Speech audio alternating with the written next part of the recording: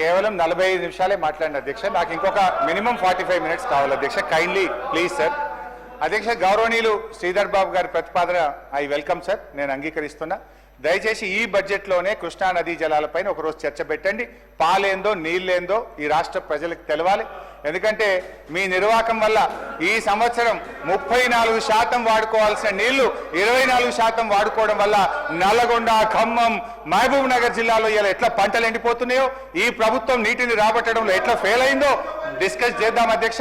ఈ సెషన్లో దయచేసి ఎల్ఏ మినిస్టర్ గారు ఈ సబ్జెక్ట్ను డిస్కషన్ పెట్టాలని కూడా నేను మీ ద్వారా కోరుతున్నాను అధ్యక్ష.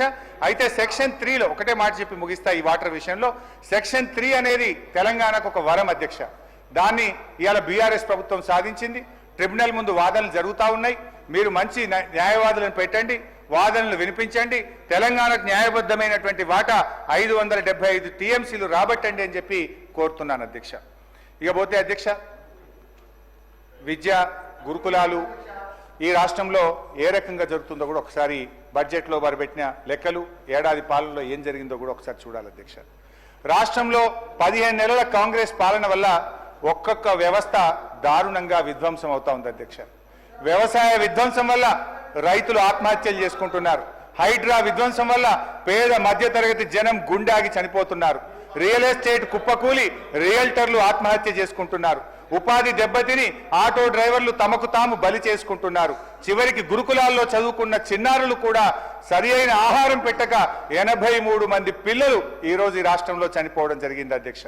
బాధ ఏంటంటే అధ్యక్ష, ముఖ్యమంత్రి గారే హోంమంత్రి, ముఖ్యమంత్రి గారే సోషల్ వెల్ఫేర్ మంత్రి, ముఖ్యమంత్రి గారే విద్యామంత్రి, వారు దగ్గరున్న శాఖల్లోనే ఇవాళ పిల్లలు 83 మంది చనిపోవడం ఇది నిజంగా బాధకరం, సిగ్గుచేట అధ్యక్ష. అధ్యక్ష, గౌరవనీయులు కేసీఆర్ గారు గురుకులాల సంఖ్య 289 నుంచి 1020కి పెంచారు అధ్యక్ష. విద్యార్థుల సంఖ్య దాదాపు 1,50,000 నుంచి 6 లక్షలకు గురుకుల విద్యార్థులు పెరిగారు అధ్యక్ష. కానీ నేడు గురుకులాల పరిస్థితి చూస్తే అధ్యక్ష గుండె తరుక్కుపోతుంది అధ్యక్ష. అధ్యక్ష, మీరు మా గర్వకారణం అధ్యక్ష. మీరు కూడా దళిత సామాజిక వర్గం నుంచి వచ్చారు. నేను కూడా ప్రతి సంవత్సరం నూతన సంవత్సరానికి 31 డిసెంబర్ ఒక ఎస్సీ హాస్టల్లో పోయి పిల్లలతో కేక్ కట్ చేసి, పిల్లలతో భోజనం చేసి, ఆ పిల్లలతో పడుకోవడం నాకు అలవాటుగా చేసుకున్న అధ్యక్ష. నూతన సంవత్సర వేడుకలు ఒక ఎస్సీ హాస్టల్లో, ఒక బీసీ హాస్టల్లో ఒక 15 ఏళ్లు జరుపుకున్నవాడిని అధ్యక్ష. కానీ అధ్యక్ష, ఈ రోజు ఆ గురుకులాల్లో తిండి లేక పిల్లలు పడుతున్న బాధ, ఆ పిల్లలకు మెస్ ఛార్జీలు చెప్పడమేమో గ్రీన్ ఛానల్, కానీ నిధులు విడుదల అయితలేవు. ఈ రోజు కూడా హాస్టల్ బిల్లులు పెండింగ్ లో ఉన్నాయి. I charge this government. మాటల్లో గ్రీన్ ఛానల్, బట్ విడుదలలో మాత్రం ఎస్సీ, ఎస్టీ, బీసీ హాస్టళ్లకు కూడా ఈ రోజు నిధులు విడుదల కాక పిల్లలకు సరి అయిన భోజనం అందడం లేదు అధ్యక్ష. అధ్యక్ష, ఇవాళ పరిస్థితి అధ్యక్ష, 15 నెలల కాంగ్రెస్ పాలనలో 83 మంది అమాయక గురుకుల పిల్లలు చనిపోయారు అధ్యక్ష. అధ్యక్ష, గురుకులాలకు కేసీఆర్ గారి హయాంలో గురుకులాలకు ఎంట్రన్స్ ఎగ్జామ్ రాయాలంటే 1:5, 6 చాలా పోటీ ఉండేది అధ్యక్ష. కానీ ఈ ప్రభుత్వం వచ్చినాక గురుకులాలను దెబ్బతీసింది మీరు. గురుకులాల మీద నమ్మకం సన్నగిల్లింది అధ్యక్ష. ఇది నోటి మాటతో చెప్తలేను అధ్యక్ష. మా ప్రభుత్వం ఉన్నప్పుడు గురుకులాలకు సీట్ల కోసం పోటీ పరీక్ష రాసే పిల్లల సంఖ్య 1,20,000 ఉంటే ఈ సంవత్సరం ఈ ప్రభుత్వ హయాంలో 74,000కు పడిపోయింది. 50,000 మంది పిల్లలు గురుకులాల్లో పోటీ పరీక్ష రాయడానికే జంకుతున్నారంటే పిల్లలు బతికుంటే చాలని తల్లిదండ్రులు అనుకుంటున్నారు కనుక, గురుకులాల ప్రతిష్ట మీరు దెబ్బతీసింది కనుక ఇవాళ పోటీ పరీక్షకు విద్యార్థుల సంఖ్య కూడా తగ్గింది అధ్యక్ష. కాంగ్రెస్ ప్రభుత్వం ఆనాడు మా మీద చాలా ఆరోపణలు చేశారు, మా సబితక్క చెప్పేది. కానీ ఇవాళ ఏడాది కాంగ్రెస్ పాలనలో ఈ రాష్ట్రంలో 1,913 ప్రభుత్వ పాఠశాలలు మూతబడ్డాయి. 1,913 ప్రభుత్వ పాఠశాలలు ఈ కాంగ్రెస్ ఏడాది పాలనలో మూతబడ్డాయి అధ్యక్ష. అధ్యక్ష, ఇవాళ ఎన్నికల ముందు ఆ రోజు 25,000 పోస్టులతో మెగా డిఎస్సి అన్నారు. కానీ 25,000 రాలే అధ్యక్ష. 5,000 పెంచి మెగా డిఎస్సిని దగా డిఎస్సి చేసింది అధ్యక్ష. ఇక ఫీజు రియంబర్స్మెంట్ అధ్యక్ష, భట్టి గారు తన బడ్జెట్ ప్రసంగంలో చాలా గొప్పగా చెప్పిండు అధ్యక్ష. నేను చాలా సంతోషపడ్డా. ఈ ఫీజు రియంబర్స్మెంట్ తెచ్చింది కాంగ్రెస్ పార్టీ. ఈ ఫీజు రియంబర్స్మెంట్ గత బీఆర్ఎస్ ప్రభుత్వం సరిగ్గా నిధులు విడుదల చేయలేదు. ఈ ఫీజు రియంబర్స్మెంట్ ద్వారా మేము క్రమం తప్పకుండా డబ్బులు ఇస్తాం. పేద విద్యార్థులు బీఆర్ఎస్ హయాంలో ఫీజు రియంబర్స్మెంట్ డబ్బులు రాక వాళ్ళ సర్టిఫికెట్లు రాక చాలా బాధలు పడ్డారని చెప్పి భట్టి గారు చాలా గొప్పగా సెలవిచ్చారు అధ్యక్ష. అధ్యక్ష నేను అడుగుతున్నాను అధ్యక్ష మీరు అన్నారు మా మీద ఆరోపణ చేశారు మీ బడ్జెట్ స్పీచ్ లో. నేను అడుగుతున్నా 15 నెలల కాంగ్రెస్ పాలనలో ఒక్క రూపాయైనా ఫీజు రియంబర్స్మెంట్ విడుదల చేశారా? ఇదేనా మీ దళిత గిరిజన బలహీన వర్గాల విద్యార్థుల మీద మీకున్న ప్రేమ అని ఆవేదనతో అడుగుతున్నాను అధ్యక్ష. మీరు అంటున్నారు మమ్మల్ని విడుదల చేయలేదని. అధ్యక్ష 2 సంవత్సరాలు కరోనా ఉన్నా, దేశంలో పెద్ద నోట్ల రద్దు ఆర్థిక మాంద్యం ఉన్నా 18,500 కోట్ల రూపాయలు ఫీజు రియంబర్స్మెంట్ కింద మేము విడుదల చేశాం. 18,500 కోట్లు వరుసగా ప్రతి సంవత్సరం ఫీజు రియంబర్స్మెంట్ విడుదల చేశాం. మీ మాటలు గణం, చేతలు శూన్యం. 15 నెలల కాంగ్రెస్ పాలనలో ఒక్క రూపాయి ఫీజు రియంబర్స్మెంట్ విడుదల చేయకపోవడం ఇది చాలా చాలా బాధాకరం అధ్యక్ష. విదేశీ విద్య విషయంలో కూడా అధ్యక్ష కేసీఆర్ గారు ఈ దేశంలో ఎక్కడ లేని విధంగా అప్పు లేదు అధ్యక్ష. దళిత గిరిజన బలహీన వర్గాల పిల్లలు, మైనార్టీల పిల్లలు ఇలా డబ్బులున్న పిల్లల్లాగా అమెరికాలో యూరోప్ లో చదువుకోవాలని 20 లక్షలు గ్రాంట్ గా ఇచ్చి 6,000 మంది పిల్లలను 1,000 కోట్ల రూపాయల నిధులు ఇచ్చి చదివించారు అధ్యక్ష. కానీ ప్రభుత్వం వచ్చిన తర్వాత ఇవాళ సెకండ్ ఇయర్ ఫీజు కట్టలేక పిల్లలు చాలా ఆందోళన చెందుతున్నారు. ఆ ఫీజు రాక సెకండ్ సెమిస్టర్ థర్డ్ సెమిస్టర్ మధ్యలో ఆగిపోయింది అధ్యక్ష. నేను దయచేసి బట్టి గారిని కోరుతా ఉన్నా, ఎస్సీల కోసం అంబేద్కర్ ఓవర్సీస్ స్కాలర్షిప్, బీసీల కోసం జ్యోతిరావు పూలే ఓవర్సీస్ స్కాలర్షిప్, మైనార్టీల కోసం సీఎం ఓవర్సీస్ స్కాలర్షిప్స్, బ్రాహ్మణుల కోసం వివేకానంద ఓవర్సీస్ స్కాలర్షిప్, వీటన్నిటికీ పెండింగ్ నిధులు విడుదల చేయండి. పిల్లల విలువైన విద్యా సంవత్సరం కొనసాగే విధంగా చూడండి. కొత్త విద్యార్థులను కూడా ఎంపిక చేసి ఈ పథకాన్ని కొనసాగించాలని నేను బట్టి గారిని సవినయంగా ప్రార్థిస్తున్నాను అధ్యక్ష. ఉద్యోగ నియామకాలు అధ్యక్ష, బట్టి గారి బడ్జెట్ మీద నేను నిరుద్యోగులు చాలా ఆశ పెట్టుకున్నారు అధ్యక్ష. అంటే కొత్త ఉద్యోగాలు ఇచ్చేది ఉంటే బడ్జెట్లో కేటాయింపులు పెరుగుతాయి కదా. కొత్త ఉద్యోగాలకు అనుగుణంగా ఒక్కొక్క ఉద్యోగికి 30,000 40,000 పెట్టుకున్నా అందులో కేటాయింపులు పెరగాలి. నేను కూడా చాలా జాగ్రత్తగా చూసినా, ఏమైనా పెట్టినరేమో కొత్త ఉద్యోగాలు ఎన్ని ఇస్తారో చూద్దామని చూశాను అధ్యక్ష. ఏం పెరగలేదు అధ్యక్ష. బట్టి గారి బడ్జెట్ నిరుద్యోగుల ఎన్నో ఆశలు వమ్ము చేసింది అధ్యక్ష. పోయిన ఏడాది ఇవ్వలేదు, కనీసం ఈ ఏడాది అయినా ఇవ్వకపోతారా అని ఎదురు చూసిన నిరుద్యోగుల ఆశల మీద బట్టి గారు బకెట్ల కొద్ది నీళ్లు చల్లారు అధ్యక్ష. ఎన్నికల ముందు రేవంత్ రెడ్డి గారి నుంచి రాహుల్ గాంధీ దాకా అశోక్ నగర్ కు ప్రదక్షిణ చేశారు అధ్యక్ష. ఇది రాహుల్ గాంధీ గారు ట్వీట్ తెలుగులో పెట్టారు. ఆ రోజు ఏమన్నారు? తెలంగాణలో కాంగ్రెస్ ప్రభుత్వం ఏర్పడిన ఏడాదిలోపే 2 లక్షల నియామకాలను పూర్తి చేసి యువతకిచ్చిన మాట నిలబెట్టుకుంటాం. ఇది ఎవరు చెప్పారు అధ్యక్ష? కాంగ్రెస్ పార్టీ అగ్రనాయకులు గౌరవనీయులు రాహుల్ గాంధీ గారు చెప్పిన మాట. ఏడాది దాటింది అధ్యక్ష, 16 నెలలకు వచ్చింది. ఏమైంది మీ జాబ్ క్యాలెండర్? ఏమైంది 2 లక్షల ప్రభుత్వ ఉద్యోగాలని చెప్పి నేను అడుగుతా ఉన్నాను అధ్యక్ష. ఆ రోజు నిరుద్యోగులను రెచ్చగొట్టారు, ఊరూరా బస్సు యాత్రలు చేయించారు, వారిని నమ్మించి ఇలా నిండా ముంచారు అధ్యక్ష. ఉల్టా చోర్ కోత్వాల్ కు డాంటే అన్నట్టు టీఆర్ఎస్ ప్రభుత్వం ఒక్క ఉద్యోగం ఇవ్వలేదని దుష్ప్రచారం చేశారు అధ్యక్ష. ఇక్కడ ఒక మంచి పాయింట్ అందరూ కూడా విని అర్థం చేసుకుంటే మంచిది. తెలంగాణ ఉద్యమం ఎందుకు వచ్చింది అధ్యక్ష? ముల్కీ రూల్స్ 610 జీవో ఎందుకు వచ్చింది అధ్యక్ష? స్థానిక ఉద్యోగాలు స్థానికులకే దక్కాలి, మా ఉద్యోగాలు మాకే కావాలి, దాన్ని సాధించిండు ఇవాళ తెలంగాణ తొలి ముఖ్యమంత్రి కేసీఆర్ గారు. అందుకోసం ఎందుకంటే ఆ రోజు ఏముండే అధ్యక్ష అంటే గ్రూప్ 1లో 60 లోకల్ 40 నాన్ లోకల్, గ్రూప్ 2లో 70 లోకల్ 30 నాన్ లోకల్, గ్రూప్ 4లో 80 లోకల్ 20 నాన్ లోకల్ ఉండే. ఇట్లా నాన్ లోకల్ పేరిట మన ఉద్యోగాలు పోతున్నాయని ఢిల్లీకి స్వయంగా వెళ్ళి 4 సార్లు తిరిగి 95% ఉద్యోగాలు స్థానికులకు దక్కే విధంగా రాష్ట్రపతి ఉత్తర్వులను సవరించి ఇవాళ బీఆర్ఎస్ ప్రభుత్వం నిరుద్యోగ యువతకు మేలు చేసింది అధ్యక్ష. ఇవాళ అటెండర్ నుంచి ఆర్డీఓ ఉద్యోగం దాకా 95% స్థానికులకు దక్కే విధంగా బీఆర్ఎస్ రాష్ట్రపతి ఉత్తర్వులను సాధించింది అధ్యక్ష. బీఆర్ఎస్ ఏడాది పాలనలో 1,62,000 ఉద్యోగాలు ఇచ్చింది అధ్యక్ష బీఆర్ఎస్. ఈ మాటకు మేము కట్టుబడి ఉన్నాం.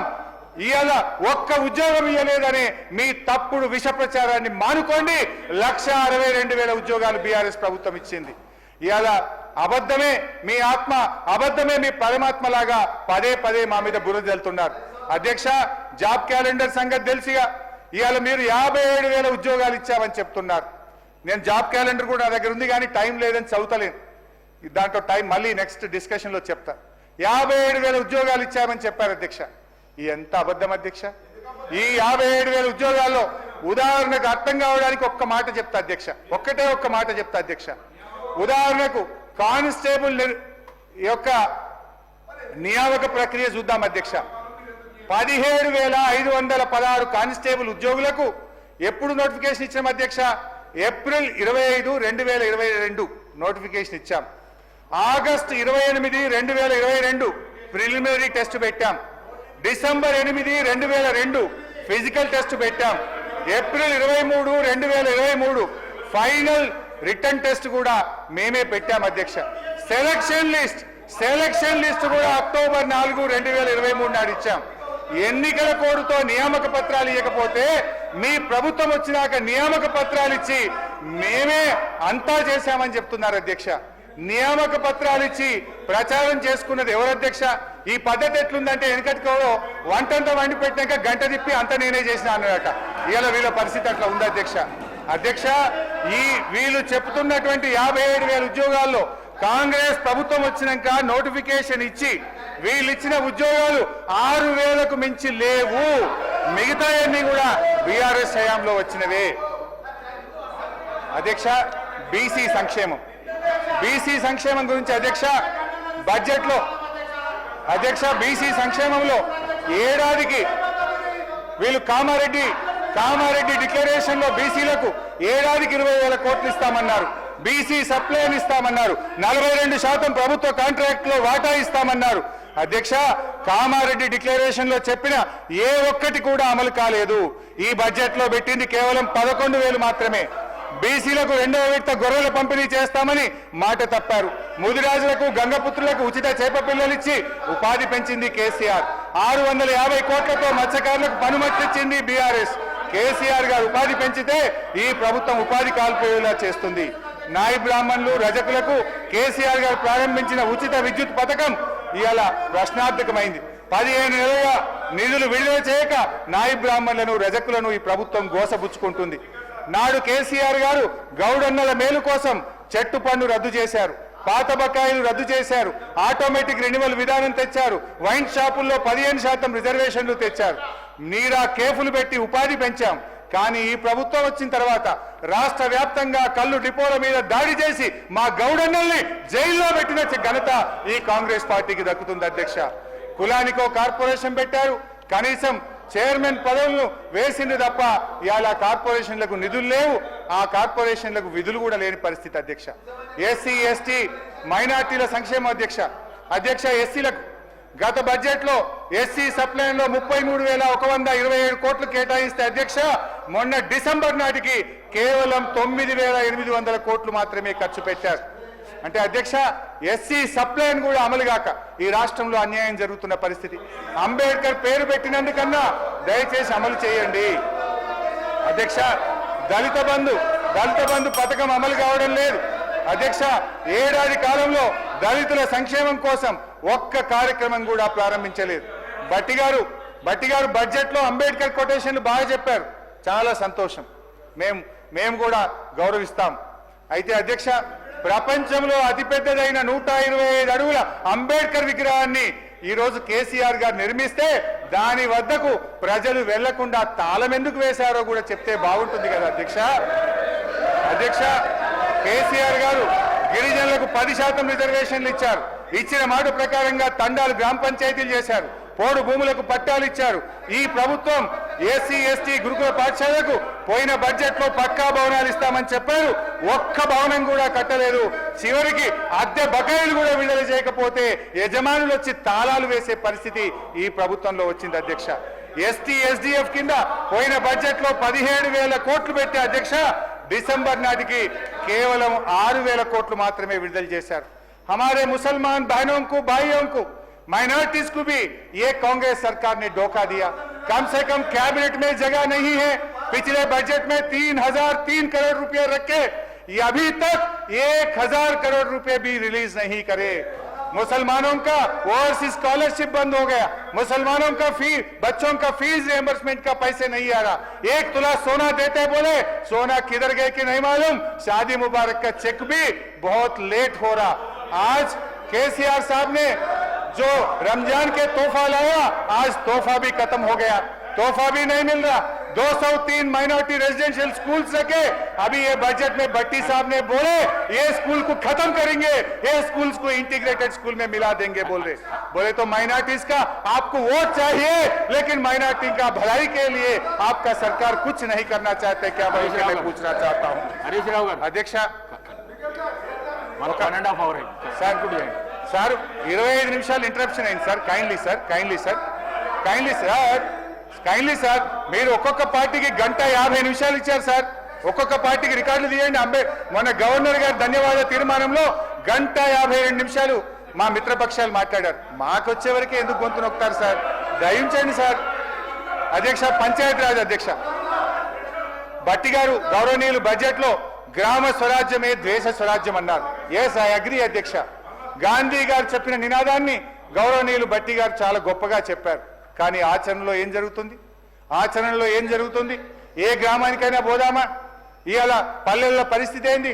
ఈ రాష్ట్రంలో ప్రతి పంచాయతీ సెక్రటరీ 1,00,000 నుంచి 10 లక్షల రూపాయల అప్పుల పాలైపోయింది. అప్పులు లేని పంచాయతీ సెక్రటరీ లేడు. బుగ్గలు వేయాలన్నా, ట్రాక్టర్లో డీజిల్ పోయాలన్నా గ్రామ పంచాయతీలకు నిధులు విడుదల కాక ఇవాళ పారిశుద్ధ్యం కుంటుబడిన పరిస్థితి అధ్యక్ష. బిల్లులు రాక మాజీ సర్పంచులు ధర్నాలు చేస్తున్నారు, ఆత్మహత్యలు చేసుకుంటున్నారు. ఆనాడు పల్లె ప్రగతి కింద ప్రతి నెల పల్లెలకు 277 కోట్లు, పట్టణాలకు 174 కోట్లు ఇచ్చాము అధ్యక్ష. ఈ ప్రభుత్వం వచ్చిన తర్వాత అది బంద్ అయింది. ప్రతి పల్లెకు ఈ రాష్ట్రంలో ట్రాక్టర్ 12,941 ట్రాక్టర్లు ఇచ్చాము అధ్యక్ష. పాలన అధ్యక్ష సరే సింపుల్ అధ్యక్ష, ఒక్క మాట చెప్తే బాగా అర్థం చేసుకోవాలంటే, కేంద్ర ప్రభుత్వము ప్రతి సంవత్సరం ఉత్తమ గ్రామ పంచాయతీ అవార్డులు ఇస్తుంది అధ్యక్ష. ఈ దేశం మొత్తం అవార్డులు ఇస్తుంది అధ్యక్ష. మా ప్రభుత్వం ఉన్నప్పుడు అధ్యక్ష 2022 సంవత్సరంలో తెలంగాణకు 19 ఉత్తమ గ్రామ పంచాయతీ అవార్డులు వచ్చినాయి. 2023లో 13 ఉత్తమ గ్రామ పంచాయతీ అవార్డులు వచ్చినాయి. వీళ్ళ ప్రభుత్వం వచ్చినాక 2024లో ఒకే ఒక్క ఉత్తమ గ్రామ పంచాయతీ అవార్డు వచ్చింది. ఇంతకంటే ఇంకేం సాక్ష్యం కావాలి అధ్యక్ష? మా పనితీరుకు, కాంగ్రెస్ పాలనకు ఇంతకంటే ఇంకేం నిదర్శనం కావాలి అని నేను అడుగుతా ఉన్నాను అధ్యక్ష. ఇక వైద్య ఆరోగ్య శాఖ చాలా పెద్ద సబ్జెక్ట్, కానీ ఒకటే లైన్లో ముగిస్తా అధ్యక్ష. వైద్య ఆరోగ్య శాఖ గురించి చెప్పాలంటే రామాయణం అంతా రాస్తే భారతం అంతా ఇలా రాష్ట్రంలో పరిస్థితి ఏ రకంగా ఉందో నాకు తెలుసు అధ్యక్ష, మనందరికీ కూడా తెలుసు. కానీ పద్దుల మీద వచ్చినప్పుడు దాని మీద మా సభ్యులు మాట్లాడతారు. ఒక 2 లైన్లలో దాన్ని ముగించే ప్రయత్నం చేస్తాను అధ్యక్ష. వీళ్ళు బడ్జెట్లో భట్టి గారికే పరిమితమై మాట్లాడుతున్నారు. బడ్జెట్లో భట్టి గారు చాలా గొప్పగా ఏం చెప్పారంటే, ఆరోగ్యశ్రీని మేము 5 లక్షల నుంచి 10 లక్షల రూపాయలకు పెంచాము అన్నారు. సంతోషం. అయితే నేను మొన్న నా దగ్గర డేటా ఉంది అధ్యక్ష, ఇన్ఫర్మేషన్ యాక్ట్లో ఆరోగ్యశ్రీ నుంచి వివరాలు సేకరించిన, అడిగాను ఈ ప్రభుత్వం వచ్చిన తర్వాత 5 లక్షల పైన ఆరోగ్యశ్రీ కింద ఎంతమందికి లబ్ధి చేకూరింది, ఎన్ని రూపాయలు ఇచ్చారు అని అడిగాను అధ్యక్ష. నేను అడిగిన నాటికి అప్పుడు 110 చెప్పిండ్రు, కానీ దాదాపు మొత్తం 5 లక్షల పైన ఈ రాష్ట్రం మొత్తంలో ఆరోగ్యశ్రీ కింద వైద్యం అందింది కేవలం 200 లోపు మాత్రమే. వీళ్ళు ఖర్చు పెట్టింది కేవలం 12 కోట్ల లోపు మాత్రమే. అయితే ఇక్కడ ఇంకొక విషయం చెప్పాలి అధ్యక్ష. ఏంటిదంటే అధ్యక్ష, ఇవాళ మాదేమో చేసింది ఎక్కువ, చెప్పుకునేది తక్కువ. వాస్తవానికి బీఆర్ఎస్ ప్రభుత్వ హయాంలో, I'm on record, if I'm wrong you please correct me Bhatti garu, BRS ప్రభుత్వ హయాంలో ఆరోగ్యశ్రీ కింద 5 లక్షల రూపాయల పైన 607 మందికి మేము వైద్యం అందించాం. 607 మందికి 40 కోట్ల రూపాయలతో ఉచిత గుండె శస్త్రచికిత్సలు, కిడ్నీ మార్పిడిలు మేము 10-12 లక్షల రూపాయలు కూడా ఆరోగ్యశ్రీ కింద ఇచ్చాం అధ్యక్ష. మేమేమో చేసింది చెప్పుకోలేదు, మేము చేసింది, వీళ్ళనేమో చేసింది తక్కువ, చెప్పుకునేది ఎక్కువ ఉన్నది అధ్యక్ష. ఇక మా R&B శాఖ గౌరవనీయులు భట్టి గారు R&B శాఖ గురించి మాట్లాడుతూ హ్యామ్ మోడల్ తెస్తున్నాము అన్నాడు. హ్యామ్ మోడల్ అంటే హైబ్రిడ్ యాన్యుటీ మోడల్. 40-60 రాష్ట్రం 40 ఇస్తుందట, 60% కాంట్రాక్టర్లు పెడతారట. మరి 60% కాంట్రాక్టర్లు పెట్టిన డబ్బు ఏ రకంగా చెల్లిస్తారు? టోల్ గేట్లు పెట్టారా, లేదు రాష్ట్ర ప్రభుత్వం మీద వచ్చే 10 ఏళ్ల పాటు అప్పుల భారాన్ని మోపుతారా? గౌరవనీయులు భట్టి గారు తమ రిప్లైలో చెప్పాలని నేను భట్టి గారిని కోరుతా ఉన్నా అధ్యక్ష.